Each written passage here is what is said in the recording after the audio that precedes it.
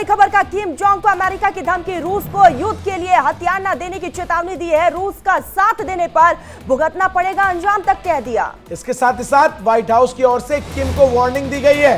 सितंबर में किम और पुतिन की मुलाकात होने वाली है। न्यूयॉर्क टाइम्स में छपी एक रिपोर्ट के हवाले से ये खबर सामने आई। कहा यह गया कि जल्द ही उत्तर कोरिया और रूस के बीच डिफेंस समझौता हो सकता है और इसी समझौते को लेकर राष्ट्रपति व्लादिमीर पुतिन और उत्तर कोरिया के तानाशाह किम जोंग उन के बीच मुलाकात हो सकती है।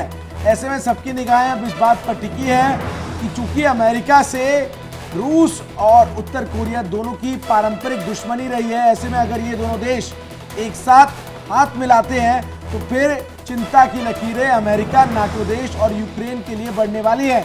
इसके साथ ही साथ खबरें ये भी सामने आ रही है कि रूस और यूक्रेन के बीच जारी युद्ध चूंकि अब 1.5 साल से ज्यादा का समय हो गया है और रूस को जिस तरीके से उम्मीद थी कि वो जल्द ही यूक्रेन पर काबू पा लेगा, ऐसा होता नहीं नजर आया, जिसके बाद अब रूस को भी भारी मात्रा में हथियारों की जरूरत है और इन हथियारों की आपूर्ति के लिए वो उत्तर कोरिया से हाथ मिला सकता है। और अगर उत्तर कोरिया रूस को हथियार देता है तो ऐसे में रूस और यूक्रेन के युद्ध में एक नया मोड़ आ सकता है, क्योंकि उत्तर कोरिया के पास कई ऐसे विध्वंसक हथियार हैं जिनका इस्तेमाल अगर रूस यूक्रेन युद्ध में होता है तो यूक्रेन के लिए ये बड़ा नुकसान होगा।